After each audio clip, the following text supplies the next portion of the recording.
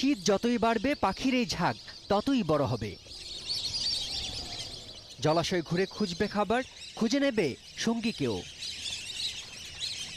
শীতের এই সময়টায় খাদ্য সংকটের কারণে উত্তর মেরু, সাইবেরিয়া, ইউরোপ, এশিয়া সহ হিমালয়ের আশেপাশের এলাকা থেকে ঝাঁকে ঝাঁকে এসব পাখি চলে আসে কম শীতল অঞ্চলের দিকে।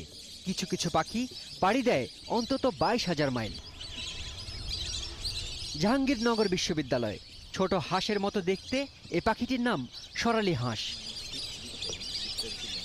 এছাড়া স্বচ্ছ পানির বালিহাঁস, খয়রা চকাচকি, কার্লিও, বুনো হাঁস, ছোট সারস সহ প্রায় 195 প্রজাতির পাখির দেখা মিলবে এখানে।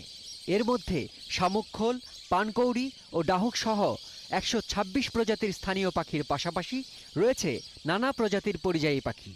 শীতের সময় পাখি আসার আগে তো আমরা ওইটার জন্য অপেক্ষা করি যে শীত আসতেছে, পাখি আসবে পাখি আসবে, শীতের শুরুতে পাখি আসে, অন্যরকম ফিলিংস। নগরায়নের যেই কুফলগুলো সেগুলো জাহাঙ্গীরনগর একেবারে নেই, এই কারণে তারা হয়তো এই জায়গাটাকে অনেক বেশি চুজ করে নেয়। এটা অনেক আগের থেকেই। ছোট বড় 22টি জলাশয়ে অক্টোবর থেকেই আসছে পাখি। কর্তৃপক্ষ বলছে ইজারা না দিয়ে এবছর 4টি জলাশয় কাঁটাতারে ঘিরে পাখির অভয়ারণ্যে পরিণত করা হয়েছে। বিশ্ববিদ্যালয়ের প্রাণীবিদ্যা বিভাগ বলছে জোড়া মিলে গেলে এসব পাখি আবার ফিরে যায় তাদের পুরনো আবাসে। খেয়াল করলে দেখবেন যে যেসব লেক লিজ দেওয়া আছে এবং খুব ভালোভাবে পরিষ্কার করা মাছ চাষের জন্য সেসব লেকে কিন্তু পাখি বসে না। সো যেসব লিজমুক্ত যেসব লেক আছে, যেখানে ন্যাচারাল হ্যাবিটেট গ্রো করছে, পাখি থাকার অনুকূল পরিবেশ আছে, শুধুমাত্র সেখানেই পাখিগুলো থাকে।